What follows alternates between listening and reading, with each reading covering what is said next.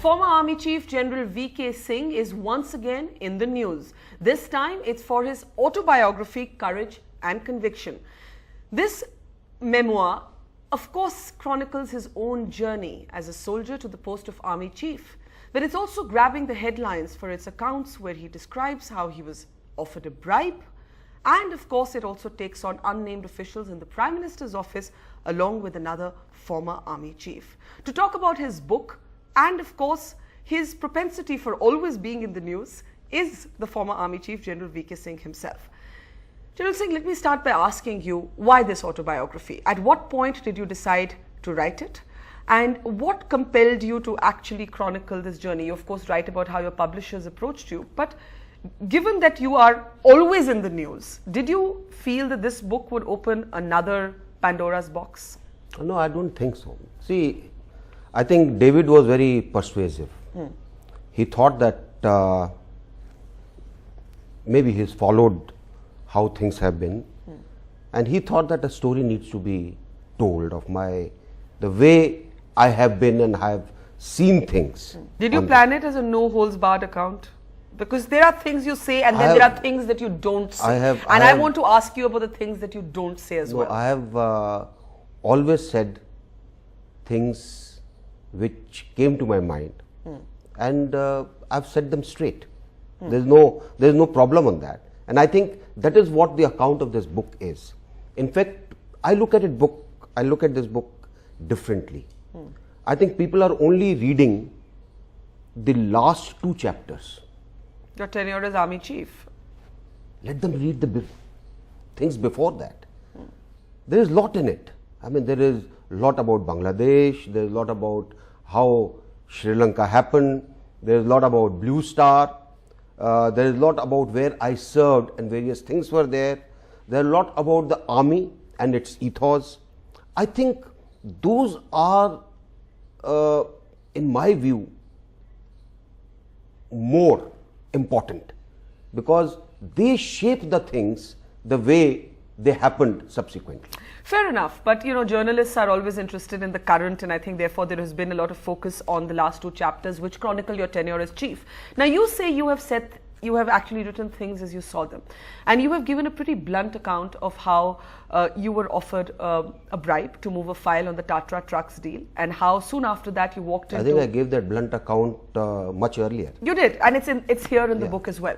And you describe how you walk into AK Antony's office right after and you alert him to the fact that this has happened, and he holds his head in his hands. I think we've said this before. But my question is this.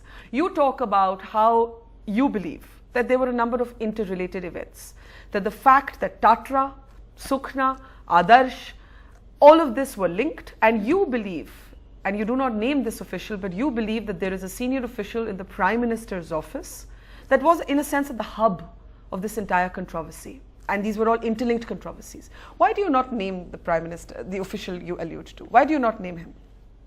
I think it is for people to find out who this official is. I mean, as one kept learning through various controversies, somehow few things became apparent, and that's what I've said. What became apparent? What became apparent is what is given in the book. There was somebody. I have read the book. Yeah. I have read the book. So that's what I've said, that what was apparent is that there is somebody. There is somebody who seems to be getting linked to various things, and that's how it has been put down in the book. You actually give away who you are alluding to in the book, because you say that this particular official was actually accused of his relatives having received flats in the BEML flats, and you just have to go through the archives to find that it seems that you are referring to Mr. T.K. Nair, who had in the past issued a very strong statement saying that his relatives were guilty of no wrongdoing and he had no link to the Tatra Trucks controversy. So you are referring to Mr. T.K. Nair. I'm not referring to anybody. I'm just referring to some official in the PMO who was a beneficiary. Now it is for people to find out who was the beneficiary. You say that you found that there was an incestuous link between all of these controversies. That's the word you use, an incestuous link. What led you to believe that these events were linked? See, when you deal with these events, after some time you come to know what is happening behind the scenes. You know who's writing what, who's being told what, where is it coming from. ultimately it gets revealed. If somebody thinks it doesn't get revealed, then I think we are fooling ourselves. So when you come to know this, you find you also try and link the dots, and maybe the dots get linked somewhere. You described the Raksha Mantri as a sincere person, a good man, whom you said was also a victim of Babudom. That's the phrase you use. How was your experience interacting with AK Antony? Do you believe very that good. Very good? Very good. See, I've said so, very sincere. Every time that I went up with something that was beneficial for the army, that was good for the morale of troops, I had total support. And I mentioned that. And that's why I said victim. You seem to suggest he could not take on his bureaucrats. See, bureaucracy has its own way of working. They can create walls, some people can break those walls, some people get, entrapped by those walls. So, that's why I said he was a victim, because lot of things I feel that could have happened got submerged somewhere in the bureaucracy.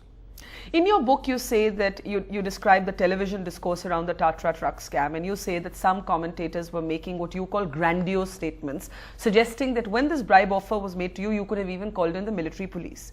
You say in the book that you did what you could have. Your critics have said subsequently that you could have made the complaint in writing. You could have acted much earlier on this bribe offer than you did. You waited too long. People who don't know the army can make all kinds of comments.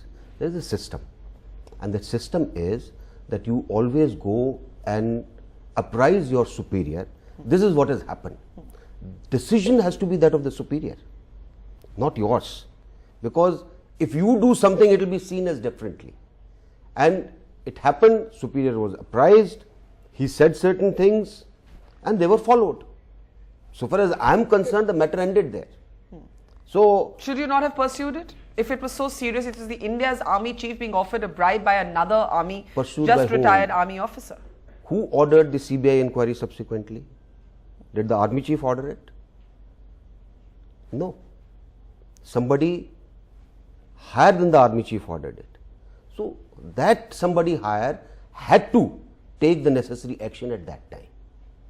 So that's how the system is. I mean, it's part of the procedural issues. You just don't jump around and run to the CBI director and say, hey, come and do this and this and this. It doesn't happen that way. Were you satisfied with how Mr. Antony responded to your complaint about this bribe offer? Yeah, I was quite satisfied. So far as I am concerned, I told him what has happened. He gave me certain directions and I followed it. So you believe there's nothing more you could have done than what you did? Nothing. Now, in the book, you describe the present army chief, General Vikram Singh, as a wonderfully charming man whom you have nothing personally against. Yet, for those who have observed the army for a long time, in many ways, this has been dubbed in the media, your entire battle over the year of your birth, as a succession battle, as a battle to block General Vikram Singh from becoming army chief, whom you call a wonderfully charming man. You describe this account where he actually comes and meets you. He talks about loyalty to remaining loyal to you, and you go on to say just remain loyal to the country and to the army. Looking back at that time, do you believe it hurt the image of the army grievously that the army came across as polarized into camps of those who were backing you and backing General Vikram Singh? I don't know. I don't think so that way. See, you see your junior as a person who is doing his work, which you are giving him. You judge him by that. You don't judge him by external factors. And that is what comes out clearly in the book. And that's why I said, wonderful man.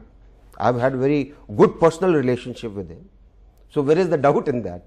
Now for people to, start ascribing motives, succession plan, that plan, I think let's leave it aside. And that is why